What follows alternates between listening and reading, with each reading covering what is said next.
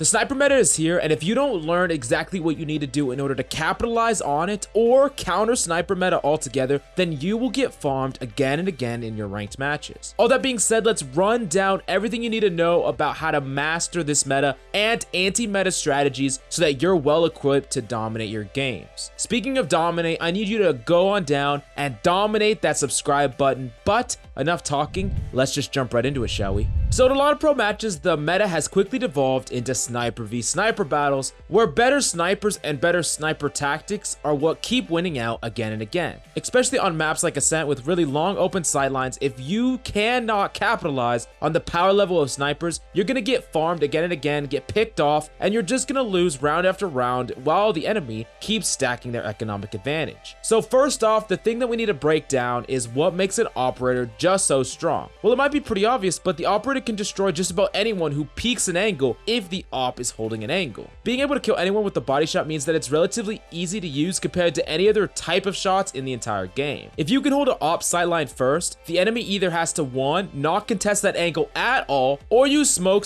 / other utility to force you out of that angle, or else losing at least one member is ensured. What makes it even worse is that unlike other weapons that can hold an angle, where you can like counter swing an AR and force a trade, the range of the op makes it incredibly difficult for you to trade out with that person with an AR, and it's incredibly difficult to actually counter swing with an op yourself, meaning that even enjoyed swings by multiple players, oftentimes you won't even trade out with the opper, and it will result in just a pure numbers disadvantage instead of you trading 1 for 1. Now this is compounded even more because unlike in CS, where every single character can have a smoke, only select characters have access to smokes in the game of Valorant, which leads to overall less smokes, and sometimes teams just not picking enough smoke characters to shut down strong opper sightlines. Now this has led us to the op meta, where 1 or 2 players on the team who usually win pistol round will buy only down to 2,500 credits, so that the preceding round after they win and get that 3,000 credits, they can buy an op plus armor in the 3rd round. Now the rest of the team, besides the 1 or 2 people that are planning to buy oppers, will usually buy the best gun that they can afford. This could be a Spectre plus armor or a Bulldog if they got some kills. The reason that you can do this is that typically enemies will save for the next round ARs, the 3rd round ARs, so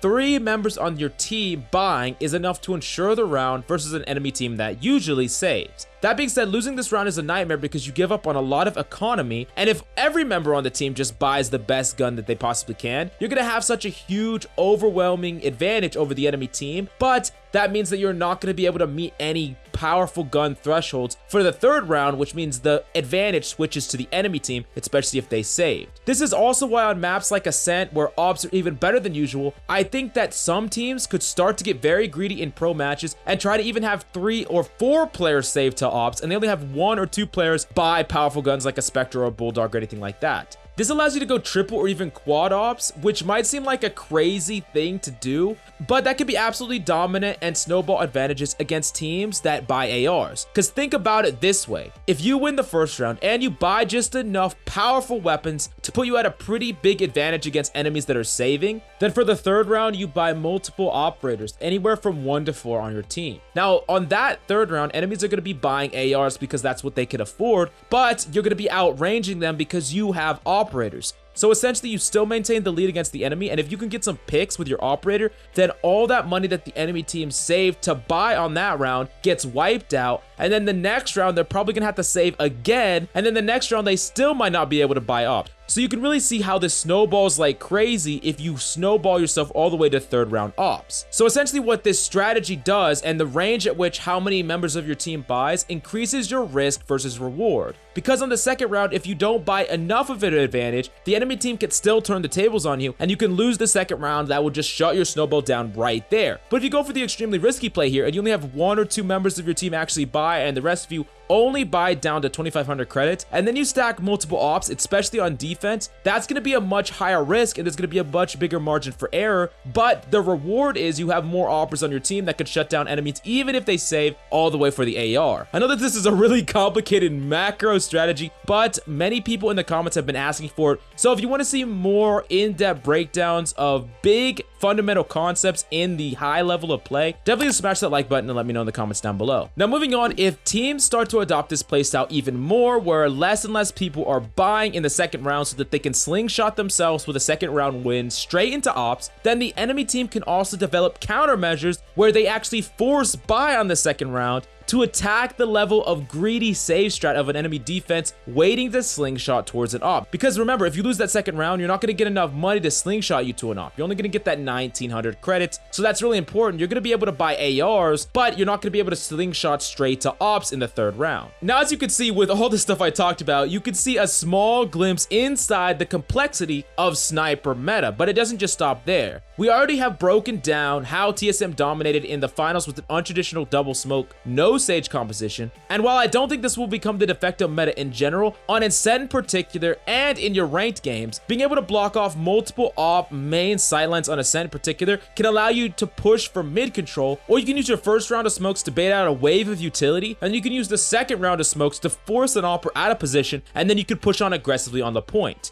You see, the thing that we need to talk about is the weakness of snipers, and that is just plain and simply smokes. We talked about it before because it blocks LOS, and snipers obviously don't want to be fighting at close range. You see, as a core fundamental, operators thrive against teams that spend an excessive amount of time playing default and baiting utility. The more time you play in default and play slow, the more opportunities the enemies get to potentially get a pick on you with operators. This was on full display when TSM destroyed T1 in the ranked finals of the Ignition tournament. Playing default on attack for too long gave snipers like Wardell extra opportunities to pick off people. Now, I'm not suggesting that you can simply push onto point and ignore all utility, but if the enemy is not playing characters like Sage, who can gum up pushes and delay, and instead subvert playing Sage for more smokes, like with playing Brimstone and Omen like TSM did, then you can afford to play much more aggressively and try to take that point control quickly, because you're not going to have to play around getting slowed and ice walled and things like that. They're giving up that ability to stall you for extra smokes, but if you don't alter your playstyle to actually push onto point more aggressively and play less default, you're playing right into the enemy team's strengths and their operator strengths.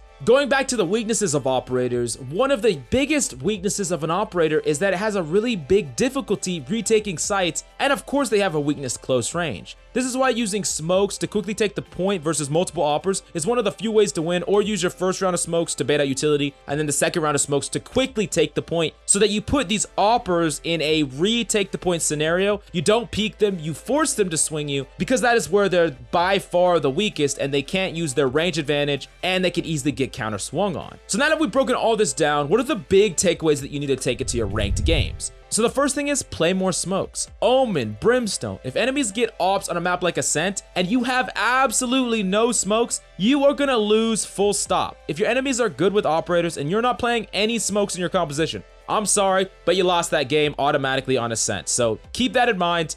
Please play at least one smoke character on your team. And on maps like Ascent, even 2, maybe 3, but probably not 3, would even be pretty good. Now, the second big takeaway here, you need to understand what characters are the best at opping and when you should be opping on these characters. Characters like Sova, Jet, and even Sage. Pop flashers should never ever op. It doesn't make sense for pop flashers to op because you have to flash and then you have to peek an angle with an operator. It is incredibly inefficient. It doesn't make sense. You can't flank with an op. Pop flashers should not be opping. Every other character can op in some capacity, but most likely not pop flashers unless you're just picking it up to use in a specific scenario. Now, the third big takeaway is stop full buying on the second round after a win and try to snowball an op on the third round. Watch for enemies that do the same and realize that you want to buy enough to where you can secure the round guaranteed, but you don't want to just buy every single member on your team, because then you're going to win by such an overwhelming margin when you could have instead waited and snowballed to ops, which gives you a much better chance of winning against ARs in the third round.